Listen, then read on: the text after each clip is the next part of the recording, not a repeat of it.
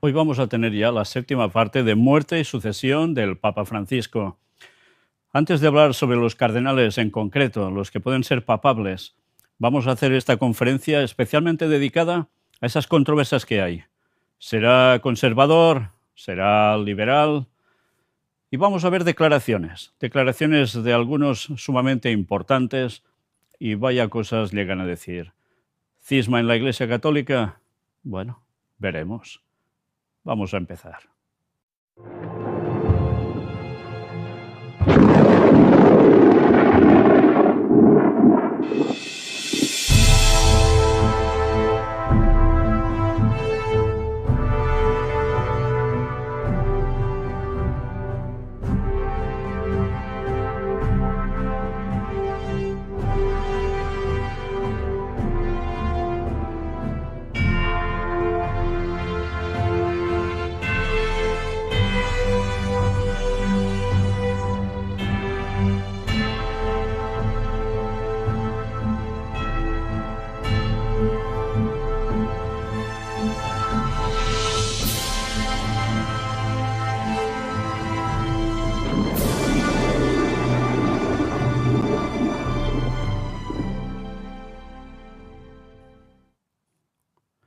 Hoy básicamente leeremos declaraciones que son sumamente importantes, pero vamos ya sin más a empezar por la primera de las noticias, que es lo que se plantea en definitiva.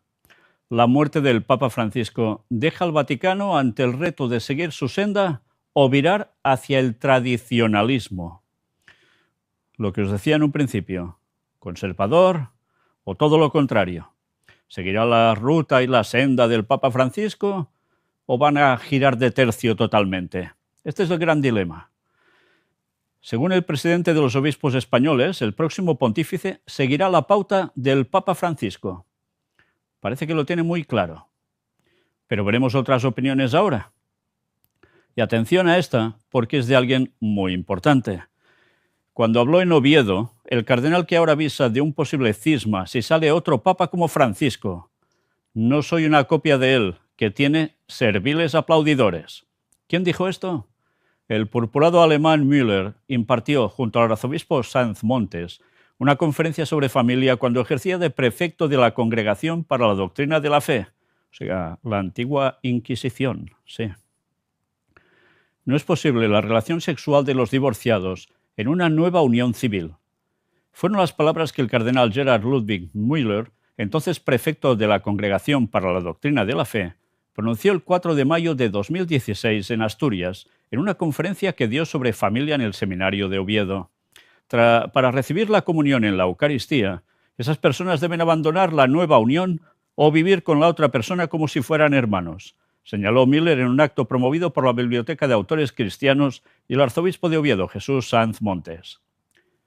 Ese mismo cardenal, al que Francisco no renovó tras su ciclo de 5 años como prefecto de la Congregación para la Doctrina de la Fe, cargo en el que había sido nombrado por Benedicto XVI, es el primero que ahora, antes incluso de que celebren las exequias papales por el argentino, se ha posicionado claramente a favor de una vuelta al tradicionalismo en el inminente cónclave. Lo ha hecho con rotundas palabras en una entrevista en The Times, donde advierte de la posibilidad de un cisma si hay una línea continuista respecto a Francisco. Cuando Tom Kington, autor de la entrevista, le pregunta si existiría el riesgo de división dentro de la Iglesia Católica en caso de la elección de un papa como Francisco, él responde de una forma tajante: sí, según contó este periodista del periódico. Luego también añadió unas palabras clave. Dijo que ningún católico está obligado a obedecer una doctrina que es errónea, agregó Kington. Müller, que fue nombrado cardenal por Francisco en 2014, siguiendo la tradición de que el prefecto de la Congregación para la Doctrina de la Fe sea designado purpurado, se expresa mayores en la entrevista. Estoy rezando para que el Espíritu Santo ilumine a los cardenales, porque un papa hereje que cambie cada día según lo que dicen los medios de comunicación sería catastrófico, llega a decir.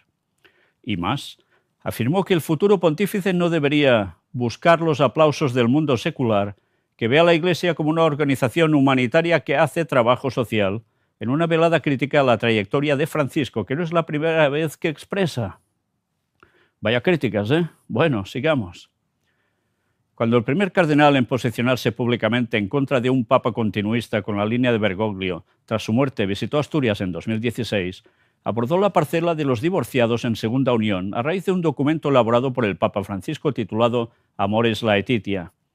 El cardenal habló del futuro de la familia, uno de los asuntos que abordan el libro entrevista Informe sobre la esperanza. Así, sostuvo que las aguas de la posmodernidad líquida provocan relaciones líquidas en el matrimonio, cuya definición católica es la de un solo hombre con una sola mujer y con Jesús presente en su amor. El cardenal asumió los 3 caminos que propone Francisco para sanar las heridas matrimoniales: acompañar, discernir, integrar.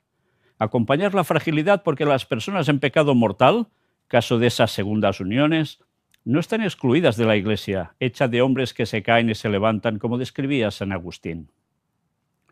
Antes de esa conferencia, durante una rueda de prensa y a la pregunta de la Nueva España sobre la confusión de muchos católicos por el choque entre la orientación pastoral del Papa y la suya, vigilante del dogma católico, Müller señaló que sabemos que Benedicto XVI y Juan Pablo II u otros papas han subrayado la sustancia de la fe, también con un tono pastoral, pero nuestro Papa Francisco viene de un mundo de experiencias diversas, que no coincide con la formación académica a la que estamos acostumbrados desde hace siglos en nuestra Europa.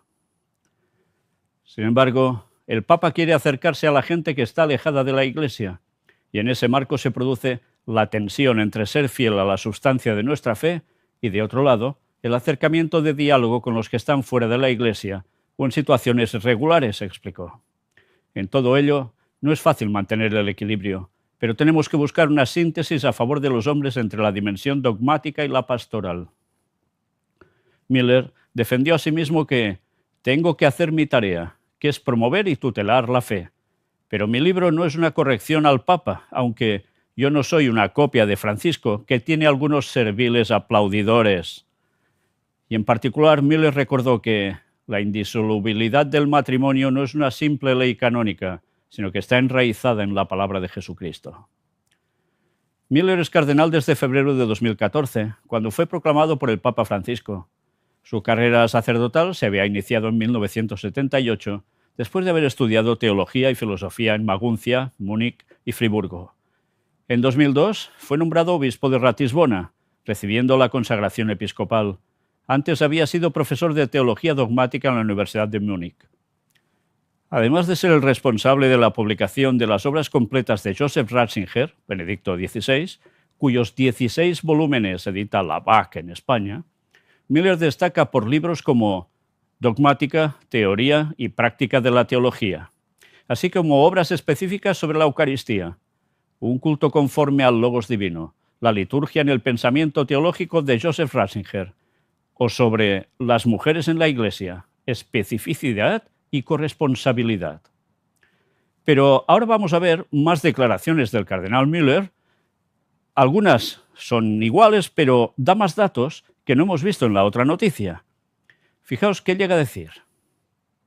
Era de esperar una reacción del ala más conservadora de la Iglesia Católica cuando en el horizonte ya se vislumbra la celebración de un nuevo cónclave.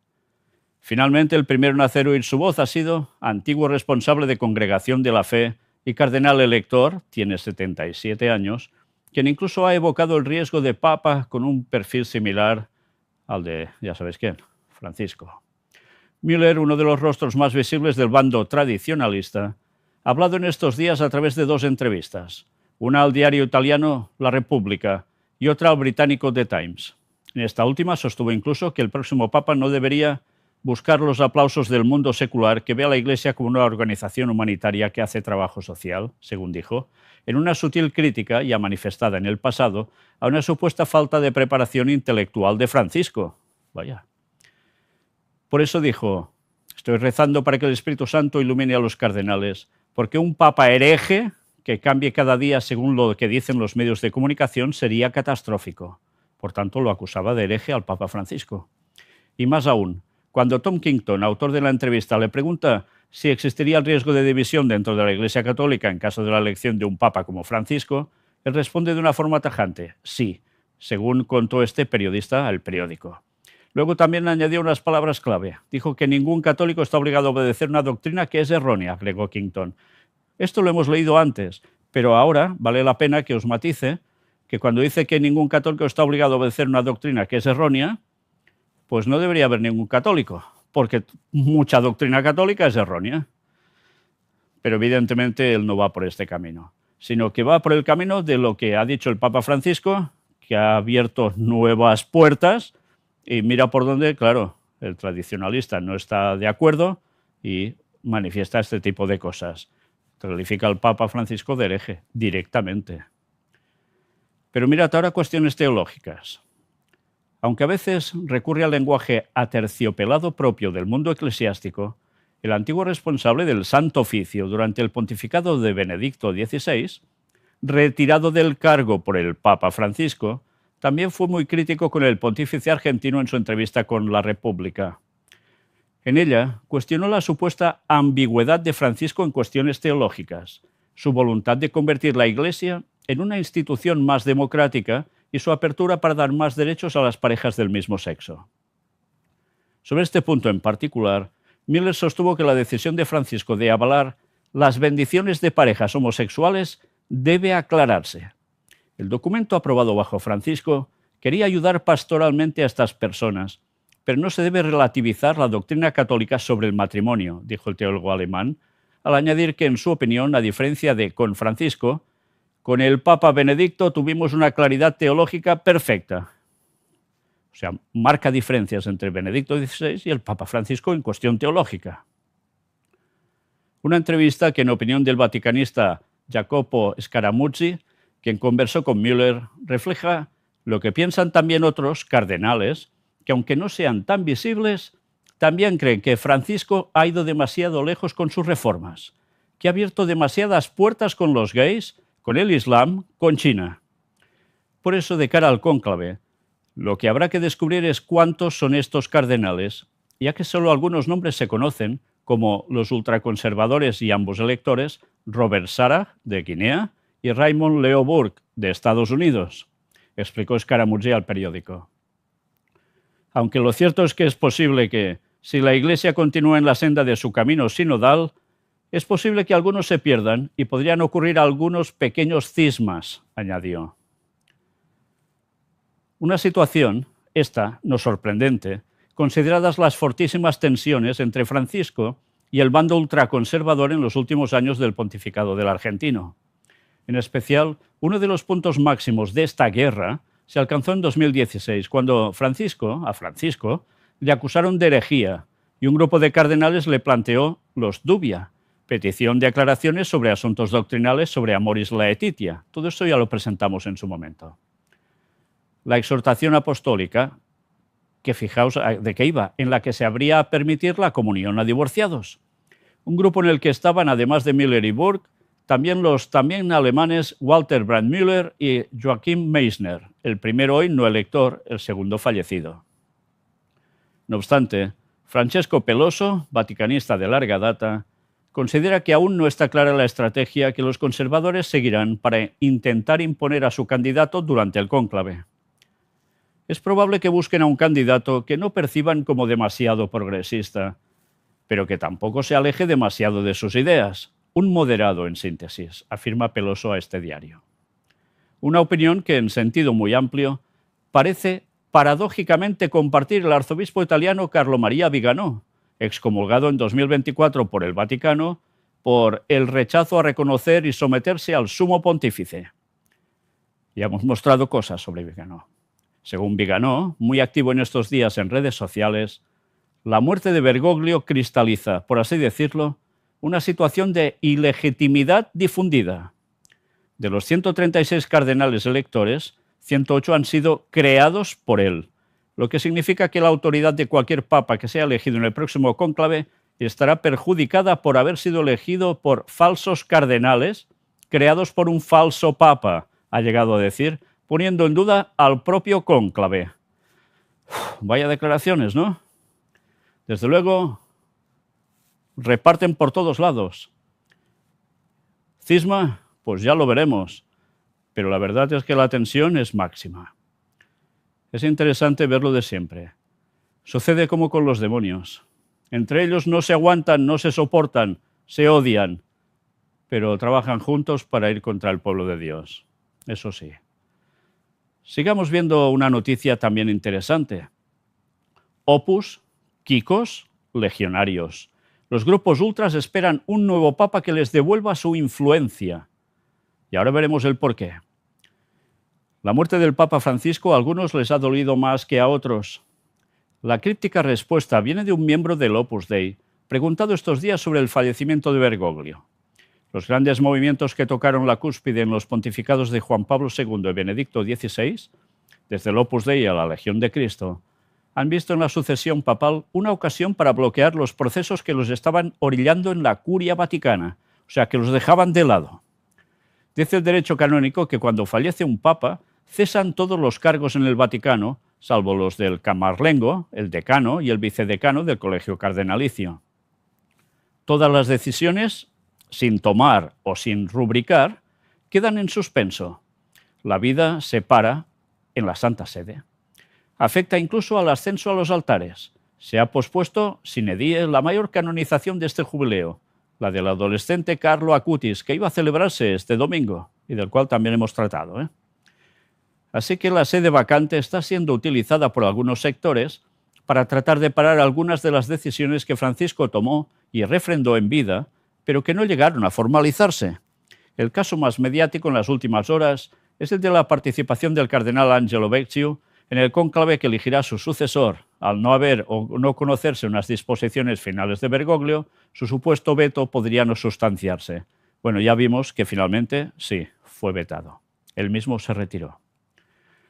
Ahora muchos representantes de esos grupos que han pasado una mala década se encuentran detrás de los movimientos que buscarían un pontífice bien distinto a Bergoglio. Una restauración en toda regla. Además del Opus Dei, pueden incluirse movimientos muy conocidos como los neocatecumenales o Comunión y Liberación, intervenida por Francisco, pero también otros menos famosos como el Instituto para el Verbo Encarnado, cuyo comisario es el obispo de Teruel, José Antonio Satué, quien decretó hace casi 2 meses la expulsión del Opus del pederasta condenado por el caso Gaztelueta, pero que todavía no ha sucedido. Al igual que la muerte de Francisco deja inactivas decisiones como los puestos de responsabilidad para las mujeres o el corsé económico implantado en los dicasterios, tampoco se tomarán en cuenta aún los cambios en los estatutos del Opus Dei que iban a plantearse definitivamente en un congreso ordinario de la obra y que quedan paralizados hasta nueva orden. La prelatura fue degradada por Francisco y obligada a retocar sus nuevas reglas. Pero fijaos, se muere el Papa y todo esto queda en stand-by, paradito. La todavía prelatura personal ha anunciado que ese tema quedará fuera de los debates del concilio que ha arrancado esta semana en su sede romana. El Papa argentino fue el primero en tratar de controlar la organización fundada por Escrivá de Balaguer.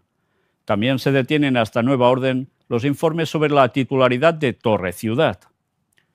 Por si acaso, y tal vez temiendo lo que pueda pasar, el exprefecto de Doctrina de la Fe, Gerard Müller, ha asegurado en una entrevista con The Times que la Iglesia corre el riesgo de dividirse en dos si no se elige a un papa ortodoxo. Una frase que insinúa, sin nombrarlo, un cisma.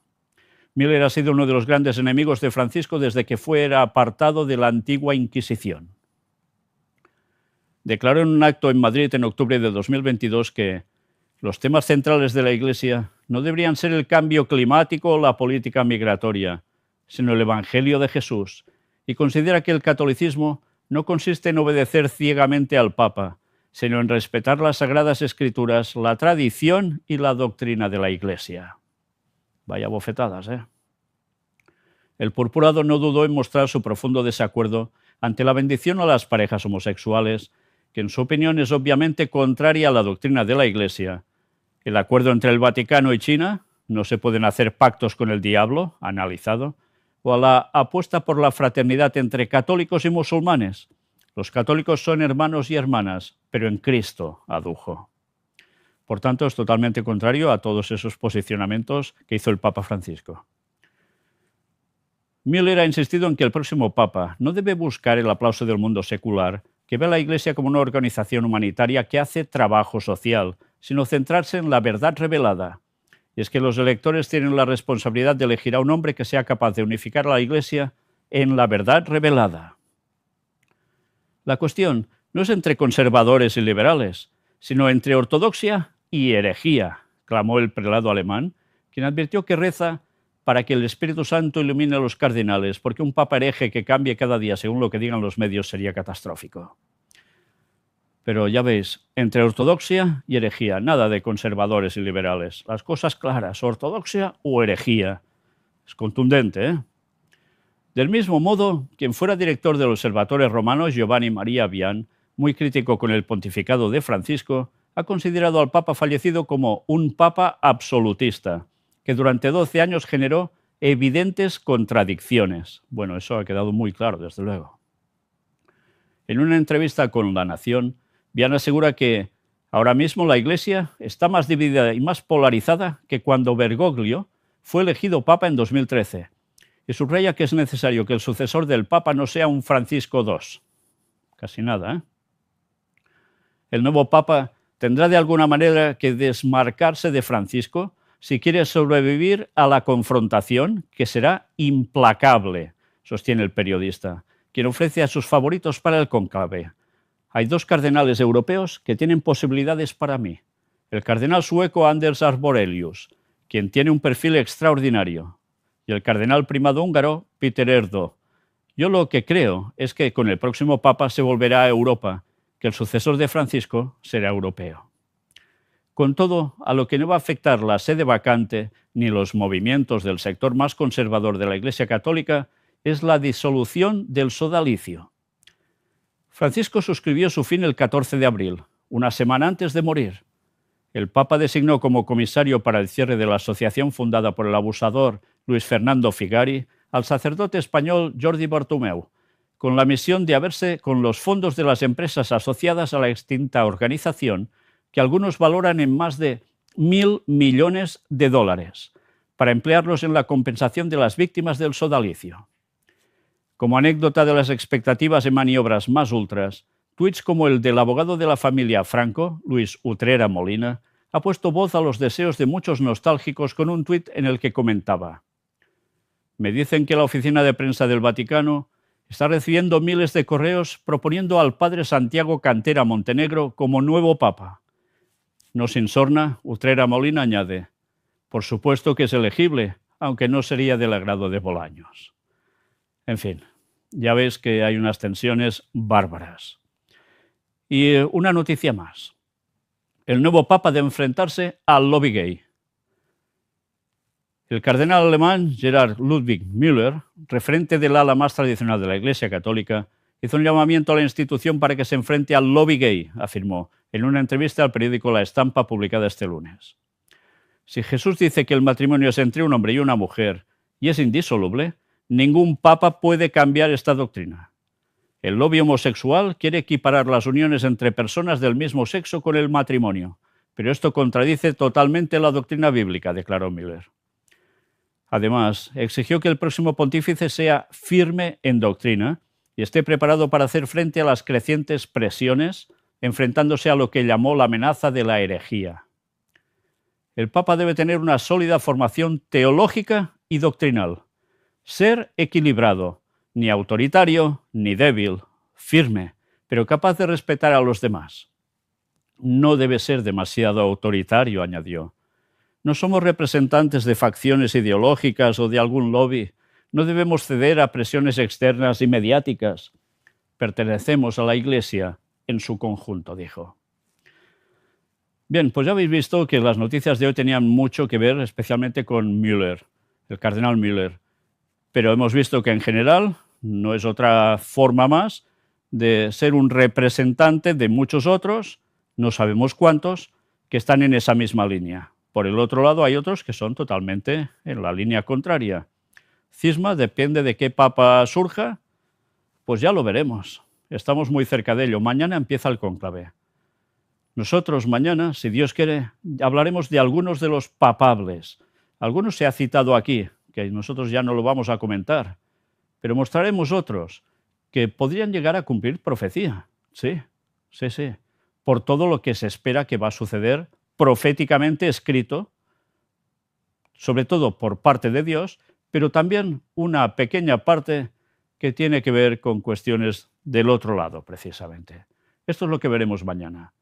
Y no sé si mañana mismo habrá fumata blanca, no creo, pero podría llegar a ser. Sea como fuere, seguiremos atentos a todo, pero sea como fuere, sí sabemos una cosa por profecía, que esto se acaba y que venga el Papa que venga y pase lo que pase, quien va a pagar el pato dentro de muy poco tiempo va a ser el auténtico pueblo de Dios, porque va a ser perseguido precisamente porque esta gente volverá a las andadas cuando tenga de lleno el poder, que ya tampoco le falta por obtener. ¿No? ¿Qué es tontería? ¿Que ellos no tienen ningún poder? ¿Y por qué todas las televisiones de todas partes no paran de emitir sobre el concilio que se está haciendo allí?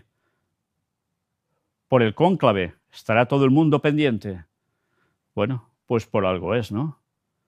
En fin, que quien quiera pensar que ya no pintan nada, lo tiene claro, porque van contra la palabra de Dios que lo dice específicamente. Ese poder del diablo en la tierra hará su obra final y vaya si lo va a hacer contra el pueblo de Dios. Y todo eso en muy poco tiempo. ¿Que no? Tiempo al tiempo. Y vais a comprobarlo. Maranata 2031. Os dejo con la web oficial del Gran Engaño. Os dejo también con el Blogspot para que podáis ver todo lo que hemos presentado durante tantos años, donde las cosas se aclaran y vaya cantidad de temas para aclarar. Y las conferencias en Girona, donde ahora ya deberemos añadir la última que hicimos este pasado sábado, entrevistando a Guernica, el autor del libro Rumbo a la ocupación mundial. Próximamente tendremos otra conferencia pública desde aquí, desde Girona. Y cómo no, al terminar también deciros gracias. Gracias a todos. No os escribo a todos, evidentemente, me es imposible dar las gracias ya a todos de un modo personal, pero desde aquí os lo digo, gracias a todos los que, a través de vuestros diezmos, ofrendas, donaciones, estáis haciendo que esto pueda seguir dándose al mundo, este mensaje del cuarto ángel, que todo el mundo va a conocer y todo el mundo deberá decidirse en pro o en contra de él. Por tanto, en querer la salvación o rechazarla. Que Dios os bendiga.